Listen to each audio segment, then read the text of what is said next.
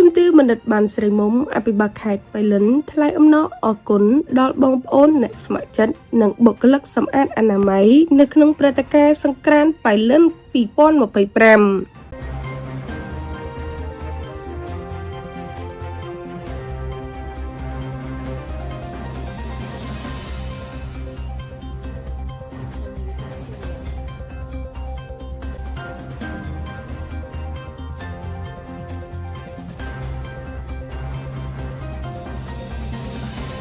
លោកជំទាវមនិតបានស្រីមុំអភិបាលនៃគណៈអភិបាលក៏បានមានប្រសាសន៍អសរសាទរនិងថ្លែងអំណរអគុណដល់អ្នកស្ម័គ្រចិត្តនិងបងប្អូនជាបុគ្គលិកសម្អាតអនាម័យដែលបានជួយសម្អាតអនាម័យក្នុងព្រឹត្តិការណ៍សង្ក្រាន្តបៃលិនបុណ្យចូលឆ្នាំថ្មីប្រពៃណីជាតិខ្មែរដែលបានប្រារព្ធទៅអស់រយៈពេល3ថ្ងៃបានយ៉ាងល្អប្រសើរដោយមិនមានសម្រាមពីវាលពីកាឡើយលោកជំទាវអភិបាលខេត្តបៃលិនក៏បានមានប្រសាសន៍បែបនេះនៅក្នុងឱកាសអញ្ជើញសំណេះសំណាលនិងផ្ដល់គ្រឿងឧបភោគបរិភោគនិងភេសជ្ជៈថវិកាឧបត្ថម្ភទៅដល់បងប្អូនអ្នកស្ម័គ្រចិត្តក្រុងស្រុកនិងឃុំសង្កាត់និងបុគ្គលិកសម្អាតអនាម័យដែលបានចូលរួមសម្អាតអនាម័យបរិស្ថាននៅក្នុងព្រឹត្តិការណ៍សង្ក្រាន្តបៃលិនឆ្នាំ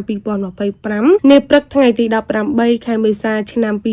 2025នៅមាត់ស្ទឹងបៃលិនជាទីតាំងរៀបចំសង្ក្រាន្តបៃលិនលោកជំទាវបណ្ឌិតបានស្រីមុំមានប្រសាសន៍បញ្ជាក់ថាក្នុងរយៈពេល3ថ្ងៃនៃព្រឹត្តិការណ៍ក្នុងព្រឹត្តិការណ៍សង្ក្រាន្តបៃលិនឆ្នាំ2025បងប្អូនអ្នកស្ម័គ្រចិត្តនិងបុគ្គលិកសម្អាតអនាម័យបានដើរតួនាទីយ៉ាងសំខាន់នៅក្នុងការធ្វើឲ្យសង្ក្រាន្តបៃលិនមានសោភ័ណភាពស្អាតលើកកម្ពស់អនាម័យបរិស្ថានមិនមានសម្រាមពាសវាលពាសកាលដែលនេះសបញ្ជាក់ឲ្យឃើញថាការយកចិត្តទុកដាក់របស់បងប្អូនក្នុងការសម្អាតអនាម័យបរិស្ថានបានយ៉ាងល្អប្រសើរពិសេសទាំងមុនពេលនិងក្រោយពេលសង្ក្រាន្តនៅមាត់ស្ទឹងបៃលិននិងកន្លែងផ្សេងទៀតគឺមិនមានសម្រាមពាសវាលពាសកាលឡើយលោកជំទាវអភិបាលខេត្តក៏បានមានប្រសាសន៍បន្ថែមក្រៅពីការយកចិត្តទុកដាក់ទាំងកម្លាំងកាយនិងកម្លាំងចិត្តរបស់បងប្អូនស្ម័គ្រចិត្តនិងបុគ្គលិកសម្អាតអនាម័យជាពិសេសបងប្អូនប្រជាពលរដ្ឋដែលមកកំសាន្តសប្បាយនៅក្នុងពិធីសង្ក្រាន្តបៃលិនបានយកចិត្តទុកដាក់ក្នុងការវេចខ្ចប់ទុកដាក់សម្រាមប្រក